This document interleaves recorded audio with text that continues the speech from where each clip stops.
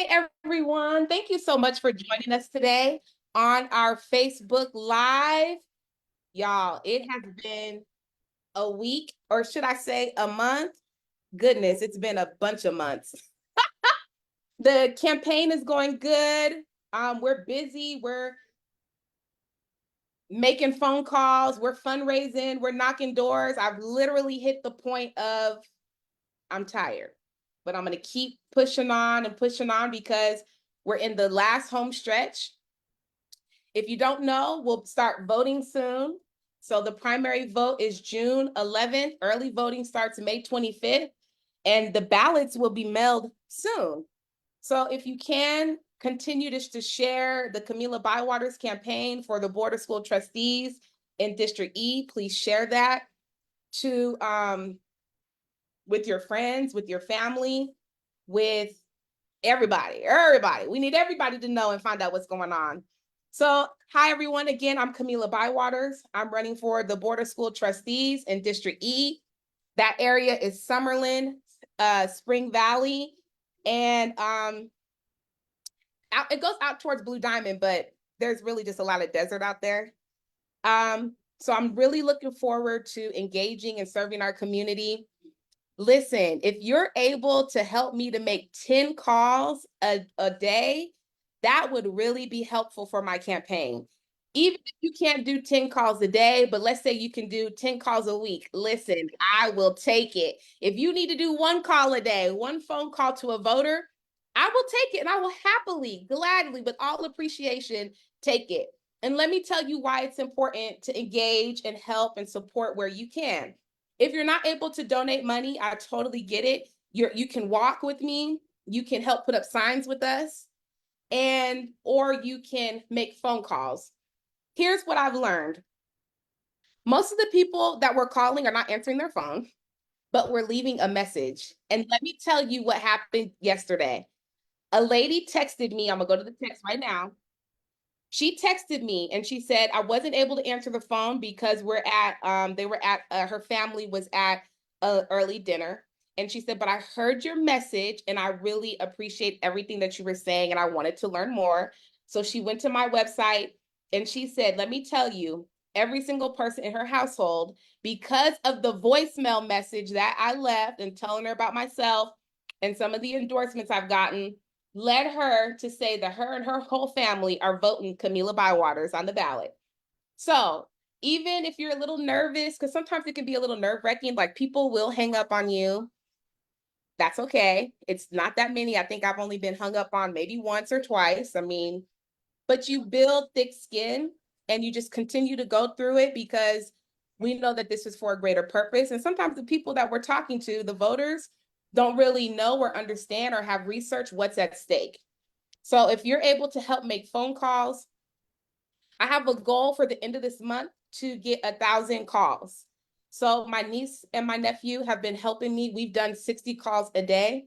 We didn't do our 60 today, but we did it yesterday and Sunday.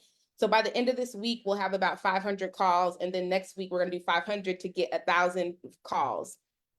What's important to me is that our campaign is totally situated in the middle of community. And that's what I want to bring back to the board, a community-centered collaboration spirit that we've been missing for a long time. I do want to say really quick that we have our special guest, Ray Kennedy. She's in an endorsement meeting right now, but so she's running a little late, but she will be on the call shortly. I have a little background. Hold on. Okay. She'll be on the call shortly so we can have a good conversation with her about her candidacy. She's running for the Las Vegas Municipal Court judge in Department 5, and I really want you all to just listen to her, engage with her, and support her campaign and vote Ray Kennedy when the ballot comes out, because she will be on everyone's ballot, so everyone will get an opportunity to vote for her. Some reflections that I have and things that I've been thinking about this week that we're going to have to hone in on this village because there's some things really happening out here with students and young people land. This week, the students were off the chain with me this week. And I really am a big advocate for supporting parents. And this week I've been like a little disappointed and wondering, and I know we've had different topics about parenting and things. I think a lot of our children are missing out on parenting, and it's really impacting them on a whole nother level. I had a young person call me ignorant this week, and I was just like, dang, I'm about to lose my whole job today. But thankfully, I used my critical thinking skills, my compassion, and my love to move it forward in a positive way. But what it has really been just putting me in reflection about is putting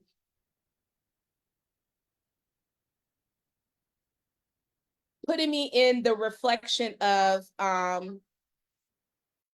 thank you, Ali B. I need to clarify that. Thank you for Ray Kennedy. This is why I love having Facebook people. Putting me in a reflection of that we have some work to do, parents. For those parents who are really, holding in there, doing what you need to do despite having busy schedules, I celebrate you and I thank you. For the parents who you're absent, we need you. We need your help. We need you to participate in your students' grades. We need you to understand, like, if they're failing, we need your help to help kids get their grades up. We have to do better.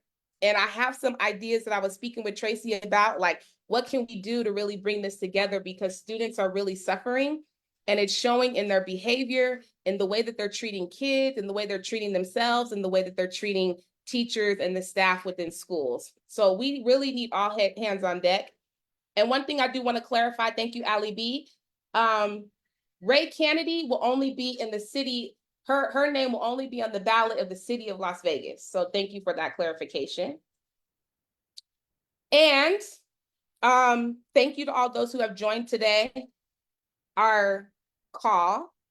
And once Ray Kennedy gets on, what we're going to talk about is, her seat that she's running for. We're also going to talk about restorative justice, her thoughts and ideas on restorative justice, and the school to prison pipeline, and talk a little bit about the connection of our races and and what types of collaborations we can do, if any, and really engage her in a conversation around her work and what she hopes to bring to that seat. The other day, there is some real controversies around restorative justice. I heard a news station that I actually really respect. I like to watch the Young Turks, and one of their one of my favorite broadcasters was having a meltdown about restorative justice, and she really went in, and her concerns were valid, and I think it will be good to hear from Ray Kennedy about what her thoughts around restorative justice are. I know that it's very controversial because people sometimes think that restorative justice diminishes consequences. So I think that's something that we really need to talk about so we can get a full picture of what restorative practices look like. Are there still consequences? Are we kind of just giving a slap on the hand and letting, people who are causing harm to others just continue with their behaviors? So I'm interested to hear Ray Kennedy's thoughts on that and what she thinks. Some things that I do want to update you on are the endorsements that I have received. I thought I had it up already, but I don't. So I want to hit that up really quick. I had some endorsement interviews today. So I've been going from like one event to the next, which has all been lovely. So far I have received Progressive Leadership Alliance of Nevada Action Fund, the Nevada Now PAC, the National Organization for Women. I've also received the United Brotherhood of Carpenters and Joiners of America endorsement. I have received Hispanics in Politics endorsement, Independent Black Voters, and I've also received the Southern Nevada Central Labor Council AFL-CIO endorsement. So I'm continuing I'm working hard to get in as many meetings as I can. And I have some other updates that will be coming, but they haven't been officially announced yet. So I will definitely keep you posted and just continue to share the campaign with your friends. Rodney made it on, so I'm going to let him go ahead and introduce himself to the crowd. Good evening, everybody. Pardon my tardiness, but you know that Nothing like Las Vegas construction on the roads. Thank you all for joining us tonight. This has been a day of education, and I'm buttoning it up with more education, and there's no one better to spend it with Miss Kamilah Bywaters, running for School Board Trustee District E. And if you all don't understand how important it is, just know that there's a lot of people who would prefer that she didn't get on the school board so that she could not help make the school board what we need it to be. And they are fielding candidates specifically to ensure that she does not win. But you know what we can do? We all can go out and vote when it's time come May for early voting. And that's right, early voting.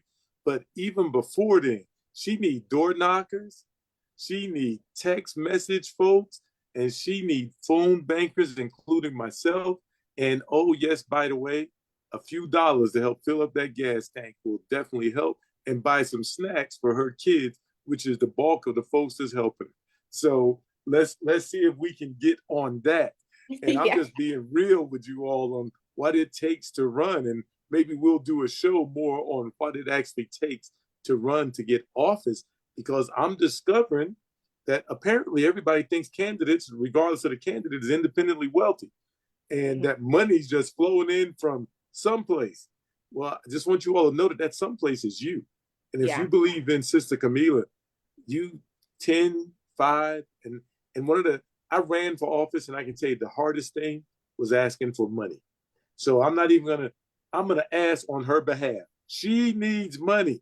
10, 5, $20. If you can do 10 this month and 10 next month, all of it helps. That's what makes a difference. So my introduction is that I am a huge supporter of Kamilah Bywaters. We need more people like her on the school board, and I want to do whatever it is that I can to help her get on the school board, and I hope you will too. Yeah, thank you so much. You're absolutely right. And as I've been in reflection about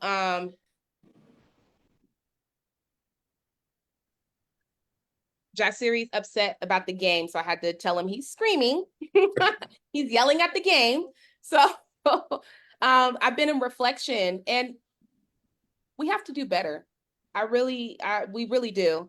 And this call, and tomorrow is the Shepherd's Breakfast, so we'll be at the Shepherd's Breakfast. I'm going to have my 5-minute sermon ready, because I really have kind of been disappointed.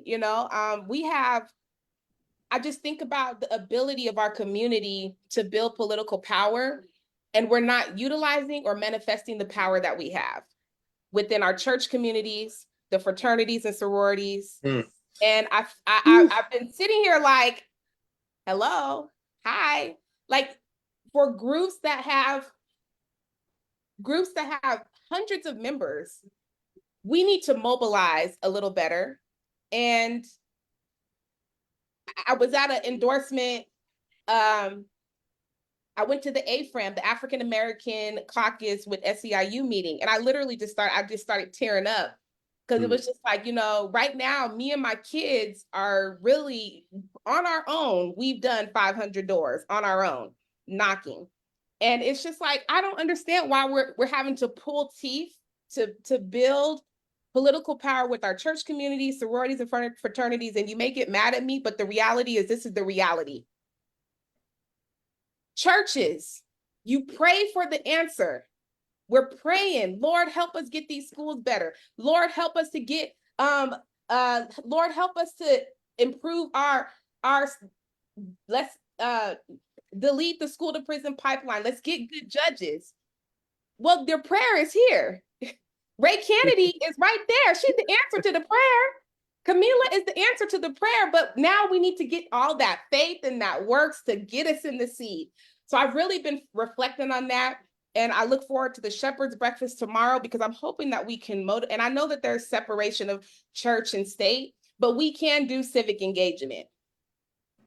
And I believe that every church should have a civic engagement committee, where you are really, you're being informed on what's going on in local politics, because the policies impact students. You have students in your congregations who you send out to secular education, and then we just kind of leave them out there. So if anything, and everything connects. We have people who are homeless. Like churches have homeless ministry. Now, look, I'm going off on a tangent. I need to after this point, bring I'm it done. in. Bring it But in. we got the homeless. We got homeless, and the churches we feed the homeless. But we need to go a step beyond that and get involved and really get to the root of the cause on why do we have homelessness. And this is where you can be impactful. But what we need to do is the leaders are so some leaders, not all leaders, but they're so gung-ho to be the only person at the table. No, that's not bringing collective change. We need to bring the group to the table so that we can have collective change. So that's my gripe. I'm gonna tell you now. From here on out, if any, I didn't tell Ken, let me know how you need help. I'm gonna be there to help because I'm in it and I understand and I'm seeing like this is a lot of hard work. So let's let Ray Kennedy introduce herself. I'm so glad she's on today so we can talk and really have a fruitful dialogue with her and learn about her campaign. Thank you so much, Kamilah. I apologize for logging in late. I was at an endorsement meeting, and I know you can appreciate that, and they were running a little behind. So my apologies for being late. I don't want anyone to think that it was because this Facebook Live event is not important. It is extremely important to me, and I am honored to be here as your guest tonight. I am Ray Kennedy. I'm running for Las Vegas Municipal Court Judge, Department 5. I used to work as an administrator at Municipal Court, and so I know firsthand that we can and must do more for our community.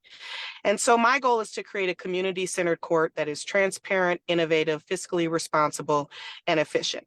But I do want to ditto sort of what you said, Kamilah, about running for office. I am always going back and forth between reminding myself that I chose to run and not my friends and family and community. And so I have to respect and give them grace that they still have lives. I go between that and then, come on, y'all, where are my people? Because it is a lot of work. And I think that we could have a whole, episode just on this. There are a multitude of issues and reasons, I think, why our community has difficulty stepping up, in particular financially. But I think it is designed in a lot of ways for us to not have that community power, the organizing power, and of course, the generational wealth, right, to help the next generation be in positions of power and leadership. So it is frustrating, but I am appreciative, and I know you are, Kamilah, of everyone who has donated, everyone who has taken the time to volunteer or do anything for our campaigns, but it is definitely a challenge. Absolutely. Absolutely. So I want to do something for you ladies, that you candidates that are running, because sometimes people say, well, they chose to run, they knew what they were getting themselves into, so why are they saying this and that and the other? So I am not running for office, and I have total and 100% freedom of these lips right here.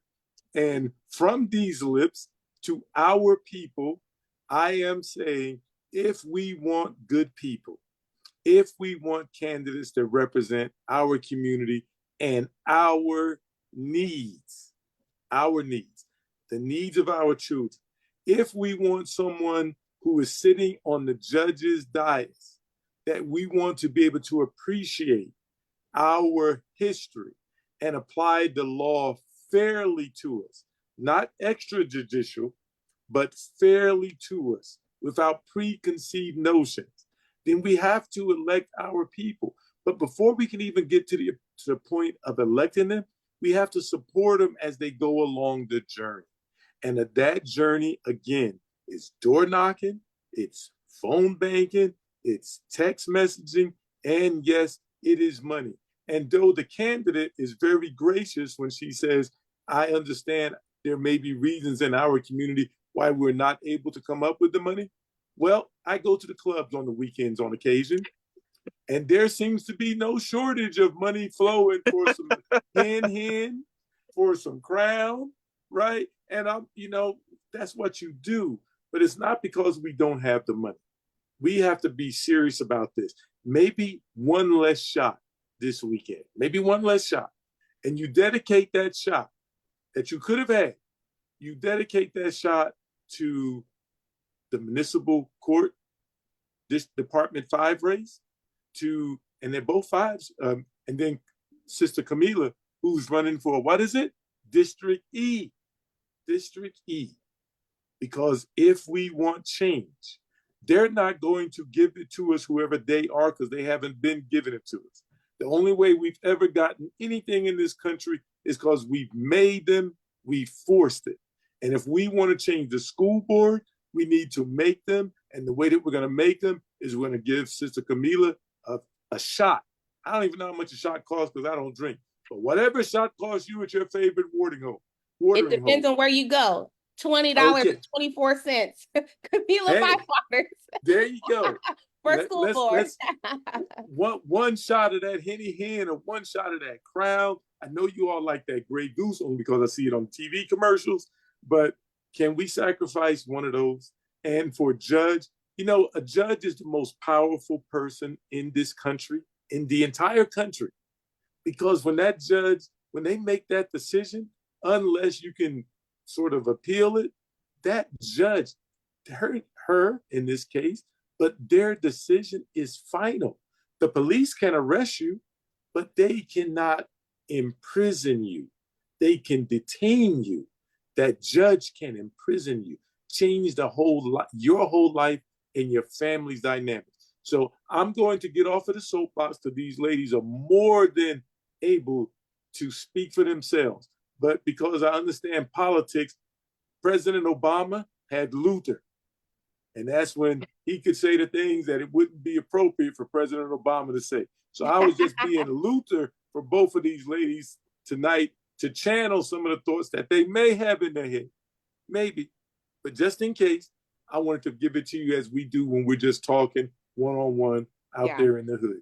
So thank you for indulging me, both of you ladies. Thank you. Well, thank you very much. Yeah, thank you. And I think we do need to have this conversation because for me personally, I have a higher standard for people who say that they're leading. If you're leading, then we need to, let's go. But anywho, Ray Kennedy, tell us about the position that you're running for. So I'm running for Las Vegas Municipal Court Judge Department 5. A lot of people in the community aren't really sure what a judge does and specifically what a Las Vegas Municipal Court judge. So I describe it as it distinguishes itself by geography and case type. So Las Vegas Municipal Court judges handle all traffic matters, municipal ordinance violations, and criminal misdemeanors that occur within the city limits proper.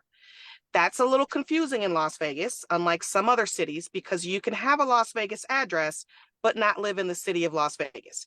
So for example, when I first moved here a decade ago, I was living in Spring Valley. My zip code was 89103. My address was Las Vegas, Nevada, but I actually was not living in the city proper.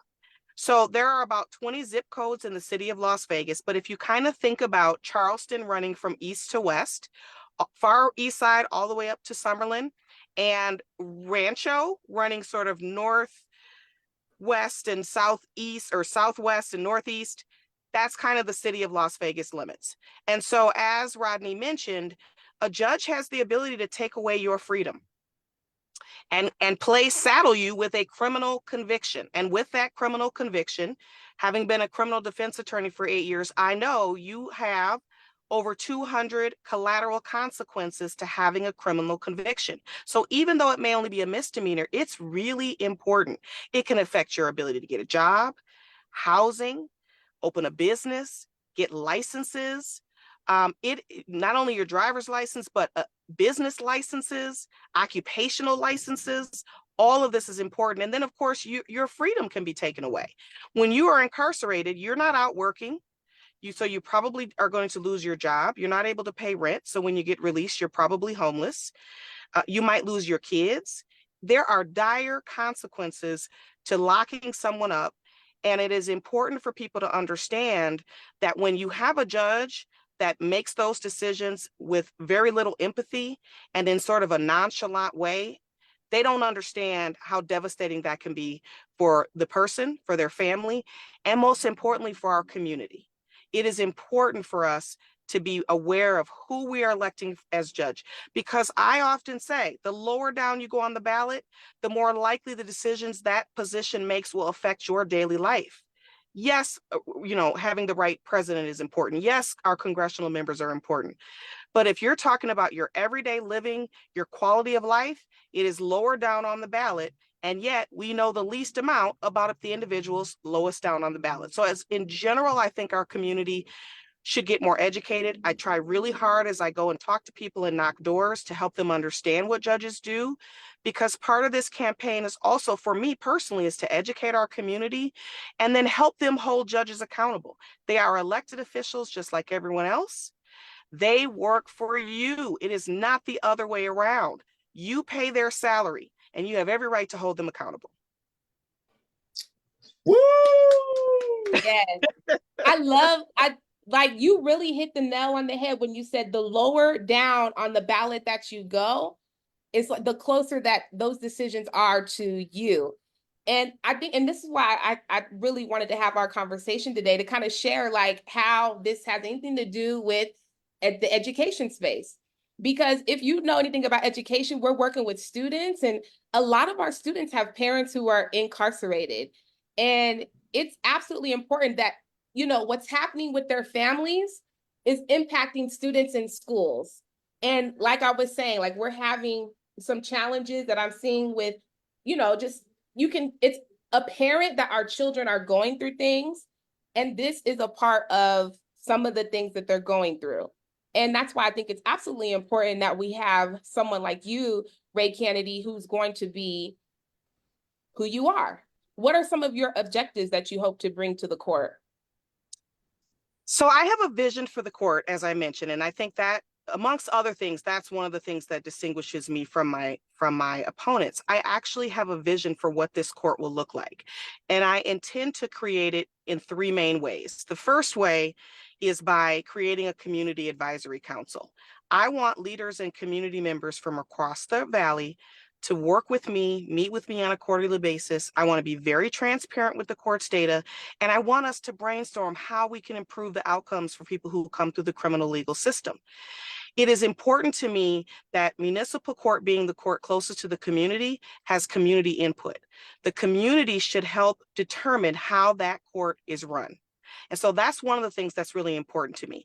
The second way that I intend to create this court is by implementing research-based decisions and best practices. So we have decades of research that tells us the most effective ways to work with folks in the criminal legal system. And yet we have judges who would prefer to use their gut or to size people up or to make these snap judgments. When we do that, our biases come into play. And we find ourselves making decisions based more on how this person looks to us or what our past experiences have been with people like that, as opposed to what the research really tells us is effective. And the third way is by treating everyone with dignity and respect. And I know every judicial candidate will say, yep, I'm going to treat everybody fairly and respectfully. I think the difference between me and my opponents is that I understand, having a background in education, in social work, in mediation, that and criminal defense work, that the moment that they are in front of me is the result of one moment in their life, probably one of the worst days of their life. It is not the sum of who they are as a human being. When you conflate the two, when you start to believe that this person is only the sum of their most worst days, their worst experiences, their worst behavior, that's where we have judges who start to speak to people and forget their humanity. So I believe I know how to address a person's behavior without disrespecting the inherent dignity of their humanity. I can say, sir or ma'am, I need to address this behavior, but you as a human, you absolutely get my respect. And I intend to treat people in the way that I know they should be treated, because I'm a public servant. I serve the public. I work for you as the public. And so when you enter my courtroom, I'm going to treat you as such. You are my boss. That is the facts. And yet people come into court and they're sort of expected to lay down at the feet of your honor. And that's not how it's supposed to be at all. So I know another hot topic that even comes up in schools is restorative justice. And I think that we're not I don't think that we understand it. And so what I'm hearing, I just heard a rant from one of my favorite news stations, one of my favorite newscasters on the Young Turks. She was going in on how much she hates restorative justice. And I hear this often, and I think one of the things that the conception is that it's just a pat on the hand, there's no consequence, and we're kind of missing that on what it should look Mhm. like. And so could you talk a little bit about what it is and what we should be Sure. expecting from restorative justice? So I had the privilege of working as the graduate assistant in law school to a former Wisconsin Supreme Court justice who was heavily into restorative justice. And she actually started the restorative justice program at Marquette University Law School. So I was immersed in that, which I'm very thankful for. I agree with you. Most people don't understand what it is. And then the term, the idea of it has sort of been co-opted, and it's now sort of this dirty term, and it's something that should be avoided. And I absolutely think we should embrace it.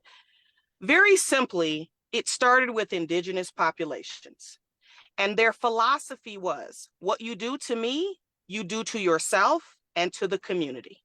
Okay, so the idea around restorative justice is, how are you going to repay the community, the person you harmed, and yourself for this behavior that has created a problem in our community, right? And so one of the things that I am very interested in is making sure that restorative justice practices are part of my courtroom. We too often play this game of either or.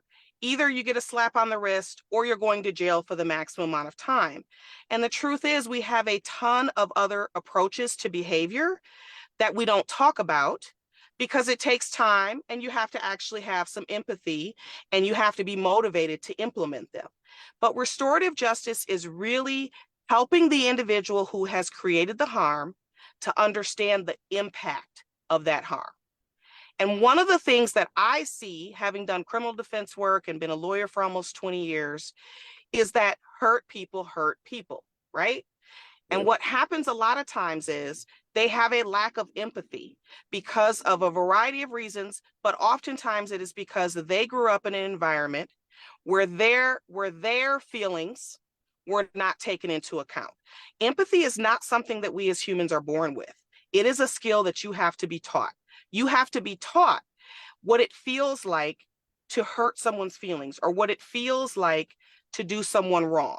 If you're not taught that, then you have no skin in the game. If you create an injury or cause harm, it doesn't mean anything to you because you've never been taught to put yourself in someone else's position and imagine how you would feel if you were treated that way. So we have a lot of individuals who feel as though they don't matter because they were treated either poorly or, even worse, with indifference growing up. It is difficult for you to then have empathy for other people. So one of the restorative justice practices, for example, is just simply getting the two people together, the person who harmed and the person who was harmed. And the person who harmed can talk about what was going on with them. Why did they engage in that behavior? What was going on in their mind? And the person who was harmed can tell the other individual how that made them feel, what the effects have been, what the impact on their life has been. And it helps the individual who harmed understand that their actions have a ripple effect. So that's just one example of restorative justice. In fact, before I left the Las Vegas Municipal Court, I was in talks with the city attorney's office. They have some great people there about creating a restorative justice program for their vehicular manslaughter cases. What happens is in vehicular manslaughter is you didn't intend to hurt anybody. You're not under the influence. You weren't taking drugs, but you're distracted as a driver, and it causes an accident that kills someone. And a lot of times the family of the person who's killed wants to talk to the person who caused the accident. And the person who caused the accident wants to talk to the family. But because of our system, right, this person now has an attorney. They say, don't talk about the case, understandably. The family is left feeling like, I just want to have a conversation. So we were in talks about how can we create a program where we can get those two entities together so that they can be understood. They can hear each other. They can actually have an opportunity to understand where each other is coming from. So it's really important. It is essentially at the base level, it is helping someone understand how their harm has harmed themselves, the individual that was directed towards, and the community as a whole. So this practice is happening in the courts, or it's Not yet. Not that I'm aware of at Las Okay. Vegas Municipal Court, for sure. And so when you talk about restorative justice practices at the school level, what you're talking about is teaching kids empathy, right? You're teaching them critical thinking skills. So things like mindfulness. We're going to take a moment to pause, think about what was going on with you when you did that action. Think about how that affected the other person. Maybe we'll get the two of them together, or perhaps we'll do it in a circle, which is how it was practiced with indigenous cultures. They would get the community together in a circle, literally a circle, right? Because this concept of a circle is that it is infinite and it's unbreakable. And so you have this strong community bond. They come together, and as a community, they decide what the response to that behavior should be, always keeping in mind that the goal is to help this individual understand the harm that they caused. There wasn't this thought of we want revenge. It's not the thought of this person needs to be punished. It's always at the heart of it is a teachable moment. And that's so important to implement. How can you be against in implementing teachable moments in education? And yet we have some people who are against that. Yeah. Right? But it's really, really important. It's important because if they don't learn that, then they're in my courtroom, right? They're in my courtroom. And now I'm trying to help them learn that as a 19-year-old or a 30-year-old or a 50-year-old, right? Because they didn't learn empathy. They didn't learn mindfulness. They didn't learn they don't appreciate the fact that they have harmed the entire community, not just the individual to whom the behavior was directed. So these things are really important. You want to teach kids at a young age how to control their emotions, how to think critically, empathy, and being mindful of their actions. So all of that falls under the umbrella of restorative justice. And so when you say throw that out of school, that's what you're talking about. I also think, as some of my school folk have indicated to me, that the restorative justice program that was supposed to be rolled out through CCSD either wasn't rolled out as it should have been, or was rolled out in a way that created confusion amongst educators and parents and kids. And so immediately people had a visceral reaction to it and didn't think that it was something that was worthwhile. But I think if it is implemented correctly, it is extremely effective in helping to change behavior. Absolutely. And I think, and that's where we are in the Clark County School District. We have a person who does a great job with rolling out the training for restorative justice. And there are some places where it's implemented with fidelity. It's being beautifully implemented. And then there's some places where it's kind of dropping the ball. So as a collective district, I don't think we have everyone on board with restorative justice because of the thought that, it's not it's the consequence is gone, right? So I think, and that's something that I really hope to advocate for and to make sure that this is done goodness gracious, done with fidelity, done the right way, and that we don't dismiss it because it really is helpful. And I think you made a great point. If we don't do it now, they're going to be at the court system doing it later. So and I think people have to make that connection, right? And this is the part of our conversation where we were talking about the school to prison pipeline. This is it right here. Yep. And I understand there's so much, education is so complex. And, we're dealing with a lot. Students are dealing with a lot.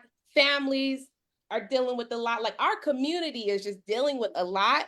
And our children just don't have the space to express what they're needing, what's going on. And we need to do better. So, absolutely. Yeah. Go ahead, Ray. Yeah, and you're exactly right. It does touch on this school to prison pipeline issue, right? So if they don't learn the skills that they need to learn in school, they will be in prison. And really what we're talking about are the things that we mentioned, right? Critical thinking, empathy, being able to control their emotions. Those are some core foundational skills that really should be woven into the curriculum, right? Because of course we want them to know how to read and add and all those other sort of skills. But as part of that, the foundation, you really want them to be able to problem solve, to think critically, to have empathy. All of those things are part of restorative justice.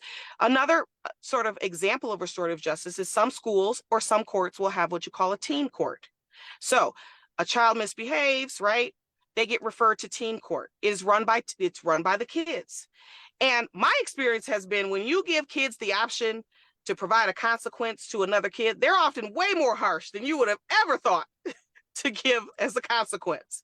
They take it very seriously, but they learn a ton of skills through that because the expulsion, suspension, detention, those are not the only options. And again, even in our school system, we tend to create this dichotomy. Either their behavior is kept left unchecked or they have to be thrown out of the school. There are a ton of approaches to a child's behavior that we can use that fall under this umbrella of restorative justice, but we just don't necessarily use them all the time. The answer to a child who is misbehaving is not to throw them out of the school. And I understand that teachers are under a lot of pressure, and it might feel like the short-term solution to just remove the child. But that is exactly what it is. It is a short-term solution. Yeah. It is a short-term response. It doesn't solve anything. It doesn't set that child up for success. It doesn't set that school district up for success. It doesn't set our community up for success. Yeah. Are there any questions? I do want to acknowledge the people who are in Facebook. If you have any questions, this would be the time to ask because we're at 6:50. So really quick, I want to acknowledge the people in the Facebook. Now, Allie B, listen, Ray Kennedy, I was like, all y'all gonna get the ballot. All y'all. And Allie B was like, no. City of Las Vegas is gonna get the ballot for you, Ray Kennedy. So thank you, Allie B. Thank you. Let's see. Thank you, Tiffany Tyler, for joining in today. Hey, Jane, Dr. Tyler. yes. Jane Audette said she's gonna help us make phone calls. Thank you, Jane. Thanks, Jane. Let's see. And then Allie B said, she was talking about restorative justice. It also allows the offender to see the ripple effect of their actions.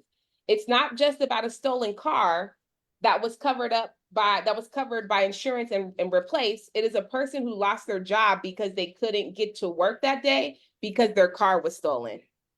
Right.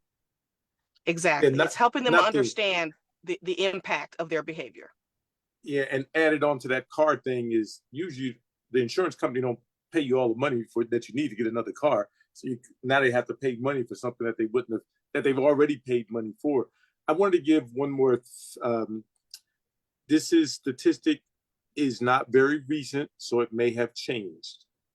But this goes back to that school to prison pipeline, that a child who has a parent in jail, I believe they were 7 times more likely to be incarcerated themselves. And because we have so many of our children's parents in jail, the data says that they are vulnerable to going to jail themselves. So the idea is to keep people from going to jail. Now, when I say keep people from going to jail, if someone committed a crime that warrants them to be removed from society until they can get whatever they need so that they can be reintegrated back in society as a non-threat and a productive citizen, that needs to happen.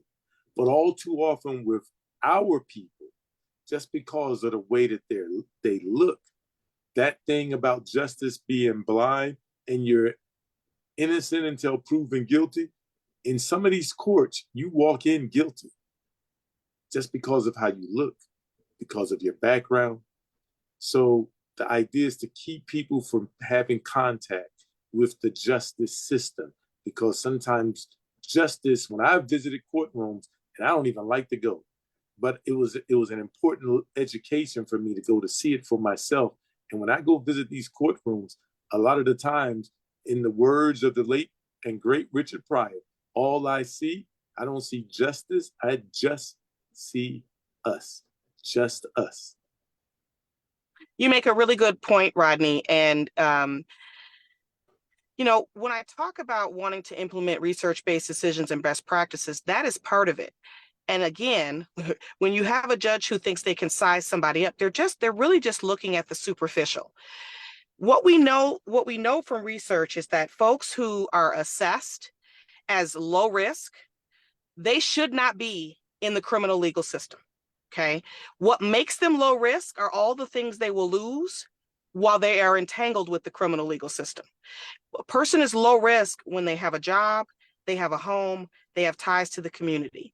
When you lock someone up, they lose those things. And so it is important for us to assess people as they come into the system to figure out. And I love to say, jail is a part of our system. It should play a role. It should not be the star of the play. Far too often, we use that as the only way that we think is that we can hold people accountable or address their behavior. And the truth is that jail is not effective as a deterrent. And it certainly is not effective as a rehabilitative tool. We have stripped so many of the programs that perhaps at one time were available in jail that it is simply them sitting and waiting for their time to be up. There's not really a whole lot of opportunities for them to be productive, to learn a trade, to become more literate, whether it's in reading or finances. Those opportunities are not there. And so one of the other things I think is important for a judge to look at is, what is the purpose of why I am addressing this behavior in this way? And in sociology, we'll tell you there's pretty much four reasons. There's restitution, there's rehabilitation, there's retribution, and there's removal.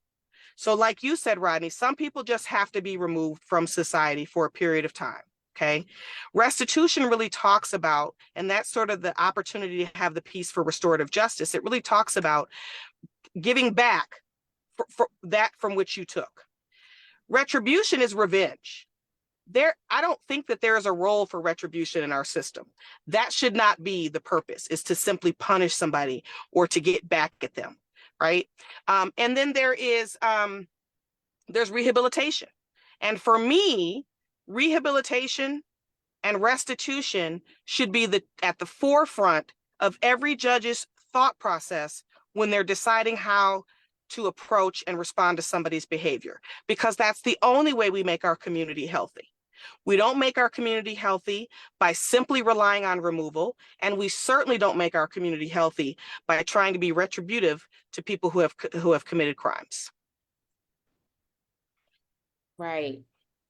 Goodness gracious. So I have a question. So one of the questions, like when I'm going to endorsement interviews, they ask me questions and then I give them a question to ask me. Okay. And that question, and the question is, I say, thank you. I'm glad that you asked. Why should you trust me?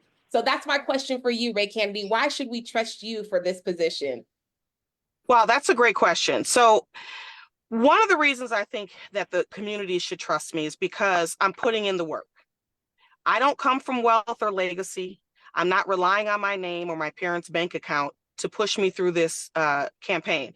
I'm running a grassroots campaign that is rooted in the community. I'm out knocking doors. I'm making calls. I want the community to be involved and energized about this election. A second reason I want people to trust me or to believe that they can trust me is just from my track history. I put on myself a very high level of integrity. I'm always very honest. And I'm very fair. If you talk to any of my prior employees, 99.9% of them, maybe there's 0.1% that just our personalities may have clashed, but 99.9% of them will say, she's firm, but she's fair. She is always trying to look at the situation from as many angles as possible to come up with the most equitable solution. So it always is concerning to me when I hear a judicial candidate say, I'm going to treat everybody equally. Well, there's a difference between equality and equity. And I'm fortunate that my parents taught me that at a very young age, because they would say to the 4 girls in their house, we don't parent you all the same. We parent you the way we believe you need to be parented based on your personality. So I don't believe that I'm going to treat everybody equally, because to me, that means I'm going to give everybody the same response, no matter what their behavior is, no matter what their circumstances are. My intention is to treat everyone equitably. I am going to respond to their behavior in the way that they need keeping rehabilitation and restitution at the forefront of my thoughts so that they can be productive citizens. That's the way that we can help our community be as healthy as possible. And then I think a third way is just sort of taking a look at a person's track history, right? I tell people in the community when they say, how are we supposed to find information about judges? Well, there are a few ways, but the very most simplest way is you can just Google that person. And if not a whole lot comes up, that's not a good thing, because it means that they really haven't stood on anything. They haven't taken a stand, and you certainly cannot expect them to take a stand once they're elected. So I encourage people to Google, look at the articles, see what people have talked about for this candidate, see what they've done, look at their prior experience, take a look at, what their prior positions have been, how they have helped the community. Have they done community service? Or are they, come lately and now all of a sudden they want to donate a couple of hours of their time because they're running for an election? I think those things are really, really important. And it's important to look at somebody who has kept their word. And I think you could ask anybody that I am very faithful to my word. If I say it, I'm going to do it. I'm going to follow through on it. And you can take that to the bank. Okay, that's what I'm saying. So the other day so this is a little personal. I was in the car and candidate names were coming up. And Khaldun was like, now how come you didn't say nothing about A, B, and C? But anytime I say Ray Kennedy, you start, whoop. He's like, you biased. I was like, no, I'm not biased. Ray Kennedy is out here doing that work. Y'all, if you don't know, Ray Kennedy is out here in the community, like she said, knocking on doors, phone banking. I don't even know who the other people are, except for their signs. I appreciate that. I was going to tell you that privately, but I was like, no, I'm just going to say it now because I didn't say names. Oh. I'm like, every time Ray Kennedy's name come up, I just turn into a whole different person. I'm like, because your campaign definitely inspires me to get a move on. I'm like, you did what? You hit how many doors? Oh, okay. Wait, you went to what event? Okay, let me go find some more. So, and I think that's what we need, to encourage each other, empower each other, and just build off of the momentum and the spirit of winning and just being energized. Like your campaign is energized. I've been making sure that my campaign is energized. Like we're not dreading this. We are loving this. And we look forward to serving our community. So I wanted to let you know that because it's definitely noticeable when Ray Kennedy's name comes up. I'm a new person.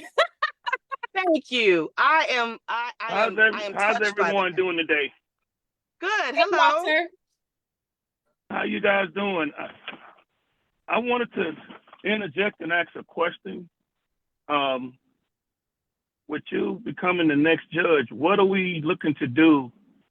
I heard a little bit of Rodney as I was chiming in, but what are we looking to do to better our system to keep our youth out of this system at an early age? Yeah, so Las Vegas Municipal Court presides over cases that are, criminal misdemeanors and traffic matters committed by adults. So they don't see anybody under the age of 18. However, each department has a specialty court, and if I'm elected, I would be over the youthful offender court. And for me, it'd be really important to work with the folks, right? Because we also understand that our human brain is not done developing. Now they're talking about maybe even as late as 29. Sorry, fellas, you guys' brain actually develops a little bit later than women, but we have to understand then that there are some true problem solving and decision making deficits when we're young. Those of us who are my age and older say we're so thankful social media wasn't around when we were 16, because we know that we were making silly decisions. At the time, they probably seemed like really great, well thought out plans, but they were silly because they were the thoughts of teenagers and young adults.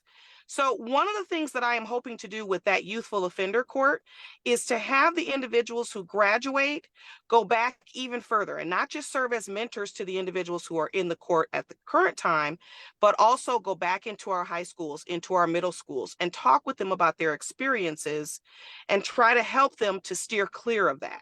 Mentorship to me is extremely important. It's one of the things that we are lacking in the African American community in a formal way. We all certainly can think about our uncles and our pastors who have stepped in at certain times, but as a formal group, it's very difficult. I know we have the 100 Black Men of Las Vegas. I'm very, very happy that they're here, but we do need more opportunities for our young folks to see themselves in different ways. I say, and I didn't come up with this, but I like to say, if I can see it, I can be it. And so it's important to present to them options and individuals who look like them who are doing great things in our community. Wow. Thank you. Thank you for the question, Walter. So, Thank you, Walter. soon to be Judge Kennedy, I have a question for you. Yes, sir. I know that there's some things, at least I'm told, that there's certain things that there's rules on that might be minimum requirements, or if this happened, then this other thing sort of has to happen.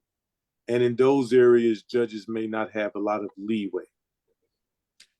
But so what I've asked each candidate that I've supported and that I've suggested to roughly the 100 people who ask me who I'm voting for so they can fill out their ballot every election cycle is, when it comes to judges, I tell the judges, you all are going to see a lot of things that I will never see simply by the sheer volume in your position. What I ask judges is, because of that, once you are, I'm speaking it into existence, manifesting it. That's right. Thank you. Once you get on the bench, when you encounter things that sort of required you to make a decision that you don't think was really in the best interest of maybe anyone, but because of the legislature sort of putting you in a box on that thing, maybe that's the way it used to be, but things have changed for whatever reason, it's not something that should be done now. Will you come back to us as a judge, because I know you're limited in some of the things you might be able to do or say, but can you at least apprise us of those things that you run across, that the laws or requirements may be outdated, so us citizens can then address the lawmakers and get them to change it so that you're not in that box and have to do things that sometimes are more deleterious to our community than helpful? Absolutely, I will do that. And it's my intention to use that community advisory council as a way to do that as well, to talk about the things that aren't working in the court. It's important to talk about that as much as the things that are working well. And then I'm still a private citizen in my off time, right? And I have the ability to talk to my own legislators and say, these are the things that I think are not working. So I'll give you an example. We have a law that says that after a domestic violence incident, the person has to stay in jail for a period of time. That's based off of old research, that when we thought that domestic violence was about anger, it's not about anger. We understand now it's about control. So it doesn't matter whether you have that person, stay in custody for an hour or 24 hours. It's not a matter of, oh, he was just so, and I use he just because statistically, right? But it's not a matter of, oh, he was just so angry, he lost control. Because when you look at the lives of folks who batter their intimate partners, they're very much in control in every other aspect of their life. It's not about anger, it's about control. That's one of those outdated laws that's based off of old research that we could probably look at. And it's one of those things where if I'm making that decision for release, I have to follow that law. I have to make that person stay in for a certain number of hours. I may not necessarily agree with it because I understand that that's not going to stop that person from getting out and battering their intimate partner. But it's one of those things that I can come back here and talk about. I could talk about with the Community Advisory Council, and I can talk about that with my own legislators. Okay, and then my last comment on this is, when you run, and I'm going to say you're going to win, but Thank you. Will you come back to the community and help educate the community on what it takes to run and share your experience? And then the second part of that is, when you find someone that you believe in running for office, can you maybe take them under your wing and help get them started, so that we're always not relearning how to run for office so that we can start running for office running versus crawling? So the very short answer is absolutely. The longer answer is this. I won't have to come back to the community because I will have never left. My intention is to stay in the community at all times. But when people ask me, well, Ray, okay, I hear that you're going to be able to do these great things in your courtroom, but how are you going to make the other judges do that? One of the ways that I'm going to do that is by creating a bench for the bench. It is my intention to cultivate other individuals who want to run for Las Vegas Municipal Court, because municipal court kind of runs under the radar. The judges don't necessarily get held accountable, but my goal is to reach back and look at individuals who I think and who they think would be good candidates and help cultivate that so that they understand how to run. I've been in talks so I met Kamilah in person at the ETA boot camp that was put on by the NAACP, SCIU, Emerge, and Black Joy Consulting. Their intention is to continue that training because it's really very unique. One of the things that Q and I at the NAACP were talking about is, we have a ton of trainings for women to help get them motivated to run, because we know it takes several times of planting the seed with a woman before she feels like she's ready. Where is that for our Black men? Woo! What organizations? Whoa, what organizations do we have yes. to cultivate that for our Black men? So when they decide to run, what do they have as a template? It's everything is foreign and new to them. So I have talked with Q about being able to be a part of that training specifically for judges, because we do have some special rules, as you know, but it would be my honor to be able to help cultivate the next group of individuals who want to run for judge. Where do I vote? I'm sorry. When can I vote now? Yes, you can. Go ahead and write it. Make sure you remember when that early voting comes out. And it'll be here before we know it. When I Right. knock on the doors now, I was saying June, and I thought June sounds so far away. It's really next month you're going to get your mail-in ballot. So it's here. Yeah. Oh, I didn't share with you. So I had when I carried some of your lit, I ended up making a phone call. And the lady was like, oh, I already got, well, she initially said, your friend already brought your cards by. She's like, I'm looking at you and Ray right now. I was like, well, I'm pretty sure. I go, Ray didn't have my cards, but I had her cards. And we had a great conversation. She's like, no, I got you. I'm looking at both of y'all's cards. And I was like, yes. So I love That's amazing to hear that, we're making those connections, we're calling and we're walking and then calling, and people are really getting to the word out about both of our races. And I think you know this, Kamilah, but I am so appreciative for you and your support. Yeah. Judicial races are really difficult because we have to make these one-sided asks for support, and we can't turn around and do that same thing. But so everybody who has supported my campaign, I am so very grateful. Absolutely. And if you all have any event that you're going to with that, and people are in the city of Las Vegas, please get some lit from Ray Kennedy. I know many of you are always telling me about events. So if you can get those cards from her and pass them out at the events, we'll take that. Please, because before Kamilah and I could figure out how to clone ourselves, this campaign will be over. So we do need people. We would love it if we could be at 50 events at one time, but we can't. So if folks are going to events and they want to, pass out our palm cards or our flyers, we would be very grateful. I just wanted to say I appreciate Rodney and Dr. Bywater putting this conversation together with you, because that's good that elected officials can come together and realize we're working for what's best for the state of Nevada. Education, state assembly, and justice. That's right. And that's a good thing that you guys are putting together. And I applaud you guys for this, Rodney and Dr. Bywaters. Thank you, Walter. Walter, did you have anything you wanted to say? You want to introduce your campaign? My name is Walter Jones III. I go by the nickname of Boo. I'm running I'm going to be your next state assembly in District 6. So I would like to engage with any of you guys, Kamilah as the school board trustee, you as a judge, because if we can collaborate together, we can make a lot of difference in Las Vegas for our youth and for our seniors. And I think it'll be a great thing. Thank you, Walter. And we'll Rodney. see you. Hey, maybe we'll see you tomorrow if you can get away from Wild Wings to we'll see you at the Shepherd's Breakfast, and we're going to be giving food away starting around 10:30 tomorrow.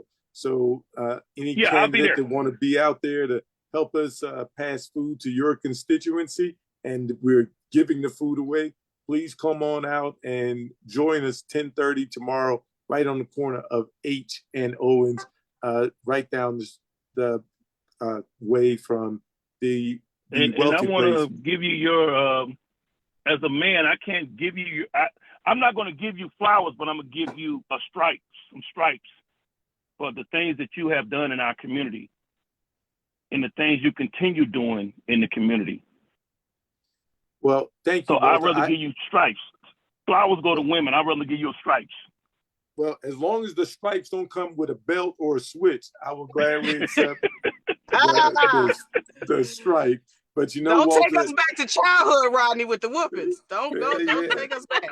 Well, you know, my mother No, was it from ain't North Carolina. It ain't Django. It ain't Django. It ain't no. These are real stripes. Oh, help us, Lord. But it takes a team effort, and the generals out there, Miss Jones and Brian Harris is out there with his big bus. He's going to have a bus out there tomorrow. So we're hoping that those candidates that, like you all right here, the people can see you actively engaging with them, getting to talk to them, giving them an opportunity to meet you where you may not otherwise meet them.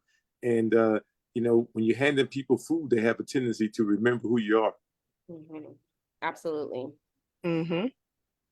Thank you so much, everyone, for tonight. And I do want to say that I know I started off griping and I was fussing and I was like, oh, I'm frustrated. But I do want to say, give a big shout out to all the people who have donated to my campaign. Because of your donations, I was able to get signs. Woo! I don't know. I did a Facebook of me and Caldoon and the kids out there struggling. And guess who? We was out there struggling with them signs. I was like, listen, we're novice. We're new candidates out here. But Jonathan Cooper, our next judge, Jonathan Cooper, who's running for judge in North Las Vegas, he was like, Kamilah, I have an electric this and that. So he's going to hook us up with some electric stuff so we can move a little quicker. He wants you to work. He wants you to work smarter, not harder. Yeah. I got you. Appreciate it, Jonathan. We was out there on the struggle bus, and I was just videotaping, not knowing this is not how you do it. But it was fun. We enjoyed it. And thank you to those who have donated. Thank you to those who are donating to the campaign, those who have walked with me, those who are phone banking with me. Thank you so much for your support. I'm absolutely appreciative of that. And continue to share and support however you can. Even if you're able just to spread the word, I will take that, because we have to turn people into voters. Yep. And I need them to vote for Kamilah Bywaters and Ray Kennedy. Yeah, you would be amazed. Like, people we're talking to, they're some of them are just not really engaged. And I'm hearing a lot of, I don't know about you, Ray, but it's like, oh my goodness, no one's ever called to me before. Yep. I get that a lot. I've never had a judicial candidate come to my door. I've never had a judicial candidate call me. And it's actually kind of sad, because like, I understand that with some of these races, if you're talking about countywide, right? Clark County is huge. But I do think that it is important to make an effort. When you say you're in community, it's not just going to certain events. It is also actually speaking to voters on a one-on-one basis to find out what's important to them. So every time I hear that, I feel very proud of myself. And I'm happy that they can now say, nope, at least one person who was running for office came to my door to talk to me. Absolutely. Awesome. So we've gone past our time, which is okay. That's totally fine. You know, we love to go past. So what I would like to say to everyone is let's try to, so typically we've gotten like 200 views on our videos. So let's try to get more this time. So when you get this video, make sure that you're sharing it to your other pages, which I forgot to do. Share it to your other pages. Rewatch it, and once it downloads and it's uploaded on my page, share it with at least 5 of your friends. Okay, it's important that we get our candidates out there who are really doing good work. Ray Kennedy is doing a phenomenal job, and I look forward for her being judged.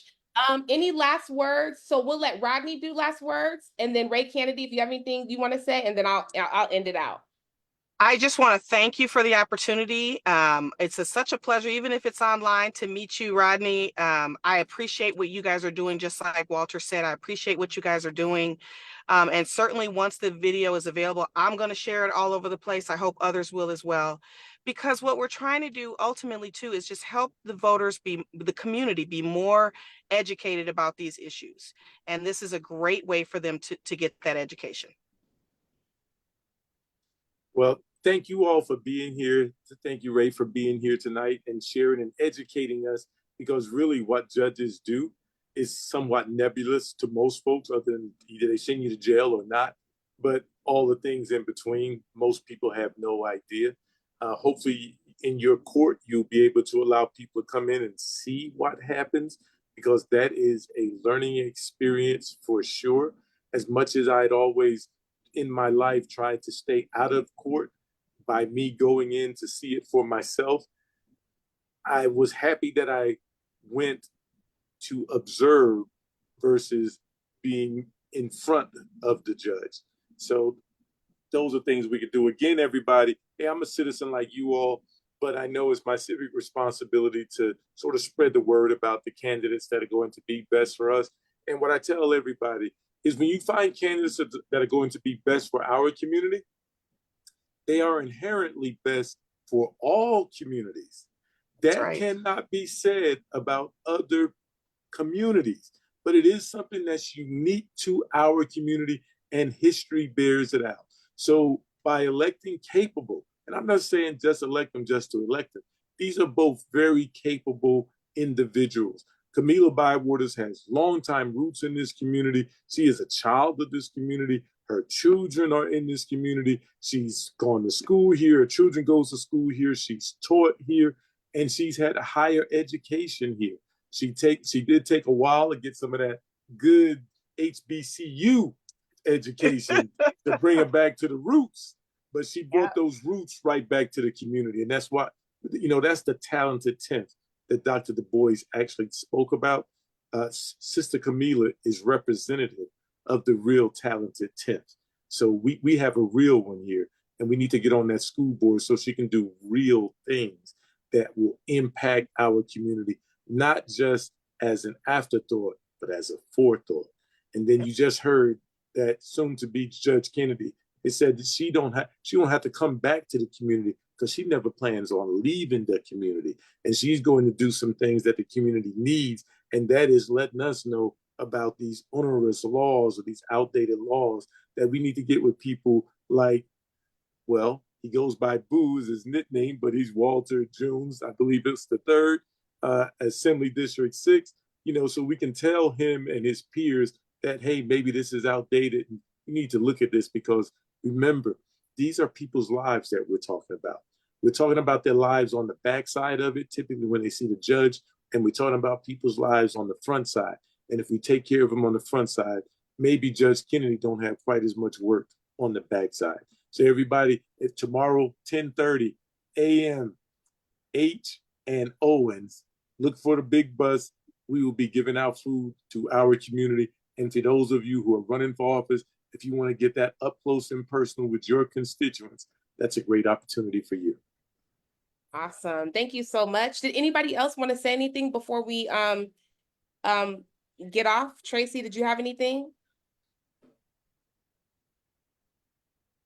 Good evening, everyone. Ray Kennedy, I love you dearly. I love you to death. You and Kamilah, y'all my girls. Thank you. And Walter. I ain't gonna forget about Walter. But I just quickly wanted to say, I put a link in from our Western Regional Advocate, Christina Laster with Nan.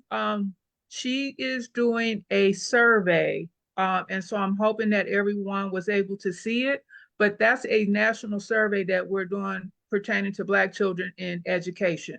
So if I have not sent it to you, please let me know. I've sent it to people's phones. If I have an email on you, but we're trying to help Nan with Christina Laster, who's a Western Regional Educational Chair that Kamilah and I work with very closely, is doing a survey, and it was inspired by the civil rights data collection. So there are some things that we've been doing behind the scenes and we're working closely together. So I just want to put that out there.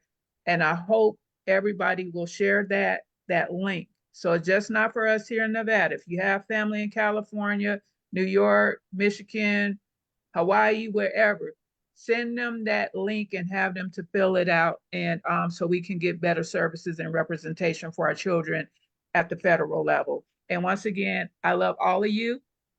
Good luck. I'm working for y'all. Whatever help y'all need that I can do from home, let me know. I appreciate you all. Thank you. Have a good evening, everyone.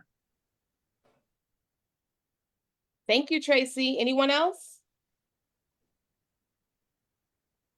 Okay, I'm going to wrap it up. Thank you so much, everyone, for joining us. For those who joined us on our Facebook Live chat, thank you so much for being involved and engaging. Thank you to everyone that's in the Zoom. I'm not sure if you can see the people in the Zoom, Ray, but there's 11 people on the call in the Zoom. So we thank you so much for just taking this time out of your day to be a part of our conversation. Please don't forget to share the video. Let's try to make this one go viral so that we can get more people in the community prepared, knowing who their candidates are, knowing who wants to run, who wants to serve them at the at Las Vegas Municipal Court Judge, Department 5, Ray Kennedy, and Kamilah Bywaters for the Board of School Trustees in District E. We look forward to continuing our Facebook Lives. Ray Kennedy, you're welcome to come back anytime. Just let me know when you want to come back on. You're welcome. Walter, you're welcome to come anytime whenever you want to have a discussion and talk about your race as well.